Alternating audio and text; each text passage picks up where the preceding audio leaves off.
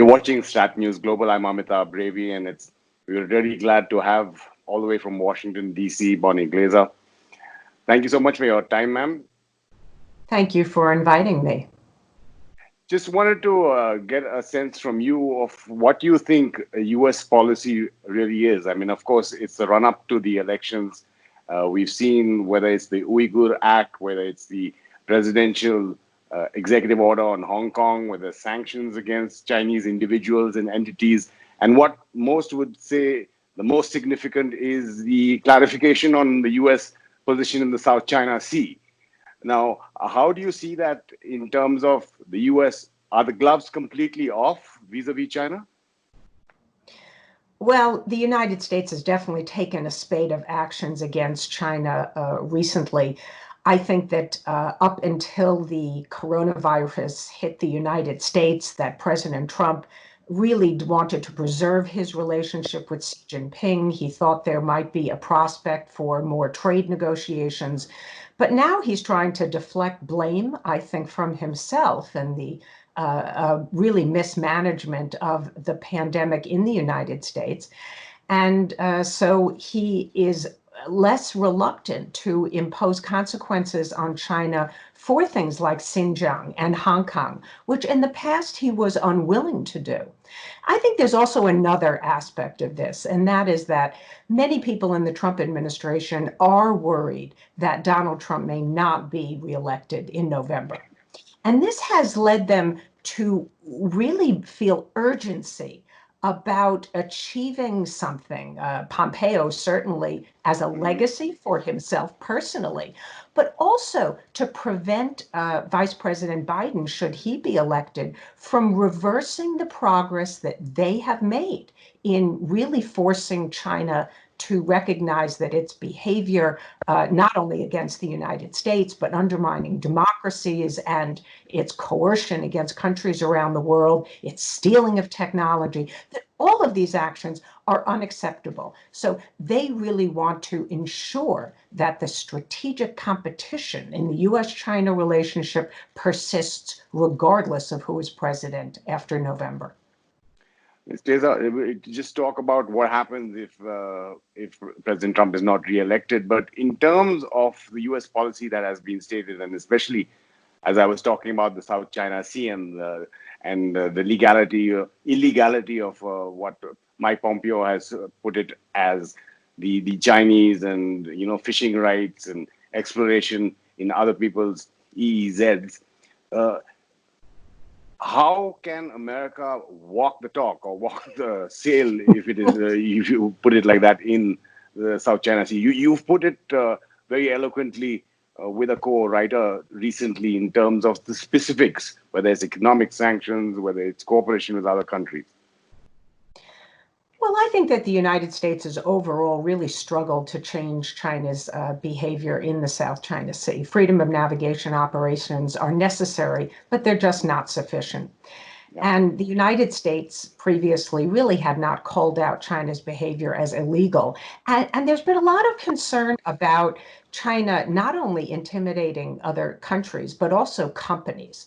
If foreign companies aren't going to work together with some of these claimants, then they're going to be forced to engage in joint development with Chinese companies. And that's exactly what Beijing wants. So the United States now, by bringing its policy more closely in alignment with the July 2016 ruling, it opens up the door to some new options. It remains to be seen whether the Trump administration will actually follow through. But it can impose sanctions on Chinese companies and individuals responsible for the illegal behavior. So a Chinese survey ship operating in Vietnamese waters in the exclusive economic zone or Malaysia's could be sanctioned. Their owners could be sanctioned.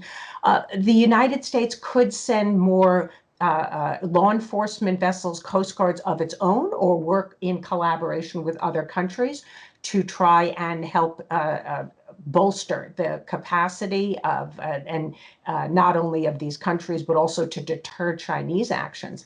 And we could, of course, use Navy ships. That's riskier. I think that countries are worried about the potential for crisis, for potential accident and escalation. But at least we will see rhetorically that there will be, I think, a regular calling out, a naming and shaming of Chinese illegal behavior. Just the last point you were bringing out in terms of confrontation and the risks that it leads to in terms of an escalation into conflict. Now, how worrisome is that, especially, say, in the South China Sea? Well, with U.S. and Chinese military assets operating in close proximity, and the South China Sea is a very big place, of course, but Yes. we do have aircraft carrier battle groups and a lot of Chinese ships there really operating quite regularly, not to mention vessels of other countries. And I think nobody has forgotten that in 2001, we had an air collision with a Chinese pilot of a fighter jet flying into a U.S. reconnaissance plane. We also saw in 2018 that there was a Chinese destroyer that came very close, positioned itself right in front of a U.S. destroyer. Had that captain not veered away, there would have been a collision. And this was during a freedom of navigation operation.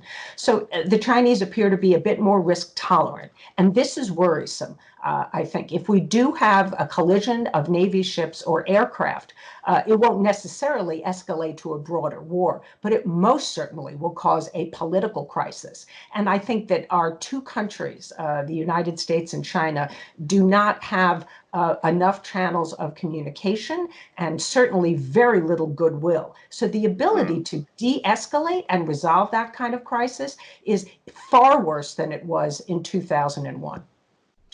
Mr. When you talk about the policy clarification which has come, especially with regarding to the South China Sea, and now whenever that is made by a country, you would obviously be looking at what the reaction could possibly be, potentially be, from a confrontational adversary, that is China itself. So how would you see China reacting? You were talking about it being risk averse in certain cases. When the U.S. carrier groups, strike groups, were passing through both the Philippine Sea, the Malaccas, having exercises there, so was China. So was China doing similar exercises in the Taiwan Strait. How do you see China reacting, considering there has been a sort of pushback on various dimensions across the globe against China? Well, rhetorically, of course, we don't see any muting of Chinese, what we call this wolf warrior diplomacy, articles in the Chinese media that are blaming the United States for being the source of instability in the South China Sea, highlighting U.S. operations around the Taiwan Strait, and of course, not taking any responsibility for China's own contribution to increasing tensions in both of those areas. But in terms of the operations of the Chinese, I do think they are trying to avoid a confrontation or conflict with the United States. We don't see behavior that is really risk-taking in the Taiwan Strait. Now, against Taiwan, yes, there's a large number of fighters that are crossing the center line. They are circumnavigating Taiwan, but I don't think that they are being provocative towards the United States specifically. I don't think the Chinese see benefit for China in a hot war with the United States. So they have not really been behaving aggressively. We have not seen since, I believe it was October 2018, when the Chinese destroyer interfered in that freedom of navigation operation. The United States really read them the riot act, and I think they, at least at the higher levels, understood the dangers involved in a potential collision. Well, one of the reactions has been, of course, China in Southeast Asia, at least with individual countries there who are seen as possibly in the American camp or close to America, whether it's COVID aid or economic packages. They've been talking to each other. That's one way of Beijing trying to wean them away from coalition at its shores, so as to speak. Well, I don't think that China has been very effective in trying to prevent countries from pushing back against Chinese behavior. We've really seen, I think, a number of countervailing actions taken by recently, and some of them relate specifically to the COVID pandemic and working together. But they're not really limited to that. Of course, we saw the G7 foreign minister statement expressing concern about the national security legislation in Hong Kong. We know that there's now the group of D10, which is the G7 plus South Korea, India, and Australia. That was formed to address vulnerable supply chains and 5G mobile communications. The just completed OSMAN, the ministerial level between the Australias and the United States, I think showed that there's going to be greater coordination and collaboration between the U.S. and Australia going forward. We also saw that there was this global partnership on artificial intelligence that was organized by France and Canada and includes, of course, a large number of countries, including the United States and India, and some surprising countries, Singapore and Mexico, Slovenia.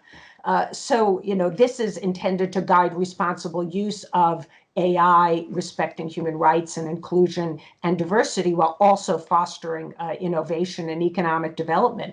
So there is some momentum of pushback against China's behavior. I'm reluctant to call it a trend, and I don't know whether it's really going to have any impact on Chinese behavior. And this is the most important question. What is it going to take to get the Chinese to recalibrate, to rethink their approach to so many countries around the world simultaneously? Secretary of State Pompeo, in his speech recently, called for an alliance of democracies against China. And I think, on the one hand, countries do want to work in ways that might force China to pull back, but they also don't want to take measures that might be seen as very confrontational against China and invite retaliatory steps from Beijing.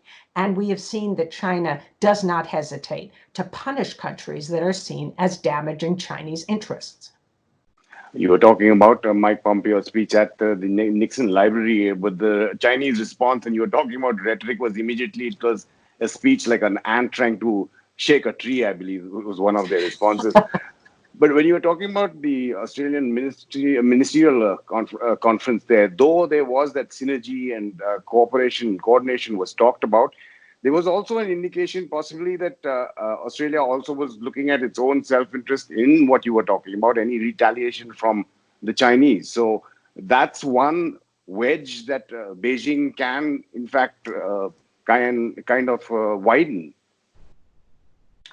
Well, I think that in Australia, the primary concerns, of course, are political interference in Australia, the economic coercive actions that the Chinese have taken, 80% tariffs against the import of Australian barley. The Australians have not caved in to that kind of pressure. They've stood up. And so I don't think that kind of tactic is going to work. But when it comes to other issues, the Australians believe that their vital interests may not be at stake. It's very interesting that in the joint OSMAN statement, there is a paragraph on Taiwan. And I believe that's the first time we've ever seen that. But it's limited to shared support for Taiwan's participation in international organizations like the World Health Assembly, the executive arm of the WHO. I don't think that Australia wants to be pulled into a potential hot war with Taiwan. And in the South China Sea, the Australians will cruise, they will exercise, but so far they are not willing to go inside 12 nautical miles around a Chinese occupied feature. And the United States has been pressuring them heavily to do this, but they don't see it as in their interest. So I think the message from the Australians is we will work with you where we have shared interests, but there are going to be times when Australia may not be as forceful in its response and align itself too closely with the United States. That said, I'm not terribly worried about any steps China might take to drive a wedge between Washington and Canberra. I worry about Seoul and Washington. I think China has always viewed South Korea as the weakest U.S. alliance. And given the friction between President Moon and Trump, the Chinese probably see more opportunities there. When you're talking about, I couldn't but see a parallel between, in many ways, between India and Australia in terms of its realignment with the US as well. You mentioned Australia. There are reports that Australia could be re-invited for what we call the Malabar naval exercises, which is basically the Quad again, the US, Australia, Japan, and India. But then, as you're pointing out, these seem to be symbolic signals, because the Australians will not go into that 12 nautical mile region, as you're pointing out. These are just signals. But are those signals, like you've been asking yourself, enough to change behavior, to impose costs on Beijing? Well, the immediate response of the Chinese to Secretary of State Pompeo's speech has not been very strong. I think the Chinese are still trying to figure out what the best way forward is. They know that we are in a presidential election campaign. Yeah. They know that American attitudes towards China have taken a sharply negative turn, and that Trump sees that this is a card he can play to win more votes. I don't think the Chinese really want to see a ratcheting up of tensions, and they don't want to get caught up in our election campaign, although I don't rule out there may be some efforts to interfere in covert ways. And some people in China certainly prefer President Trump. He seems to be the gift that keeps on giving, withdrawing from so many multilateral organizations and weakening our alliances, having just announced that we're pulling 12,000 troops out of Germany. So we'll have to see how the Chinese end up reacting. So far, all that we've really seen is some step up in phone calls by the Chinese foreign minister to his counterparts in key countries around the world, basically giving the message, don't go aligning yourself with the Americans against China. But I hope that if the momentum continues, that the Chinese will perhaps step back and recognize that they have overreached. But the problem is here, of course, it's Xi Jinping. And we know that he has taken a much more assertive approach. He is willing to tolerate friction with a large number of countries simultaneously. And he's really just not afraid of having tensions and pushing back against the United States. This is somewhat new, but we know that his position is very strong inside the leadership, but we don't know, as we're in the run-up to the next party Congress, which is in 2022, whether Xi Jinping is concerned about a potential opposition, pressure on him to announce a successor, if he perceives that he is weak or soft, rather, on issues like South China Sea or the border with India or Taiwan or any of these sovereignty issues, he may feel compelled to double down and be very, very tough, because he has really prioritized sovereignty and said that China will not give away 1 inch of its territory. So I think it's going to take a lot of pushback for countries to force Xi Jinping to reconsider his foreign policy at this moment. And how do you see India in all this? You were mentioning the border issue with China and the deadly clashes, the first time in over for 47 years there. India practices what is called strategic autonomy in its foreign policy, but there does seem to be what many analysts are calling some kind of a realignment. There's more cooperation on the defense front, intelligence front with the US. How do you see all that playing out, or India moving in with the US when friction with China is so high?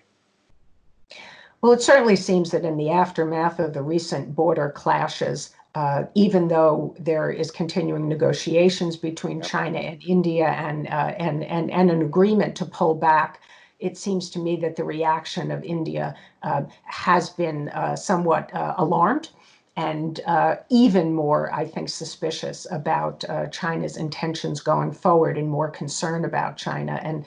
And that may well lead to a greater willingness to work with other partners. You cited the invitation to Australia to join in the Malabar exercise. I think that's one example. We know that India has been reluctant to have a Quad exercise.